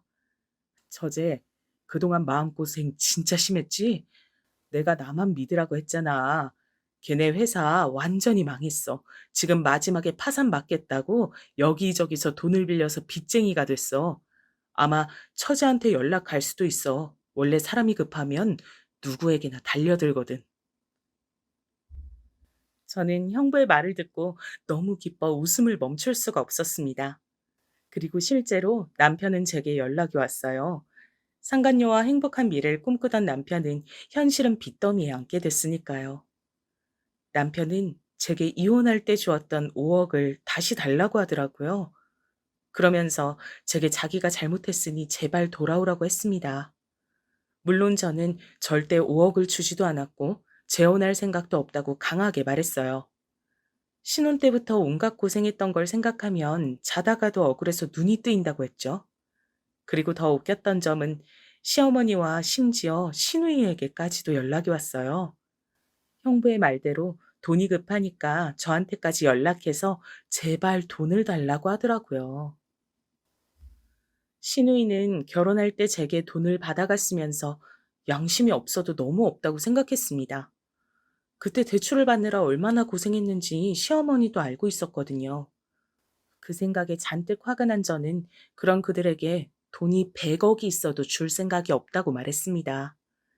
그러자 시어머니는 본성을 드러내면서 저 때문에 남편의 인생이 망했다고 했습니다. 그 말을 듣는데 저는 예전부터 하고 싶었던 말을 참을 수가 없었습니다. 그래서 전화기에 대고 소리를 지르며 말했어요. 어머, 어머니, 저 때문에 남편 인생이 망했다니요. 조강지처랑 두 아이도 있으면서 바람을 피운 건 당신 아들이잖아. 양심도 없네. 나는 이제 당신네 가족하고 엮일 일이 없어서 얼마나 행복한지 몰라. 평생 빚쟁이들한테 시달리면서 살아라. 시어머니에게 속 시원하게 말하니까 진짜 너무 좋아서 주체할 수가 없었습니다. 시어머니는 제가 저렇게 말하자 돈에 미친년이라고 욕했어요. 물론 타격은 하나도 있지 않았습니다. 오히려 너무 웃기고 통쾌했어요. 남편은 그 상간녀와 재혼해서 법적으로도 빚을 피할 수 없다고 하더라고요. 또 저랑 이혼하고 남편은 일반 대리에서 회사의 핵심 임원으로 승진한 상태였습니다. 그들끼리 다 해먹으려고 했던 거죠. 그런데 이렇게 형부 덕분에 인생이 망한 것을 보니 너무 통쾌했습니다. 저는 그 모습을 보고 큰언니와 형부에게 얼마나 고맙다고 말했는지 몰라요. 그러자 언니는 제게 오히려 왜 하루라도 빨리 말하지 않았냐고 하더라고요. 제가 가족들이 걱정할까봐 일부러 숨겨왔었잖아요. 언니의 이런 반응을 보니 제가 진짜 이상한 시어머니와 남편하고 살았던 건 정말 맞는 것 같습니다. 다른 친정 식구들도 제게 이혼하길 잘했다고 하더라고요.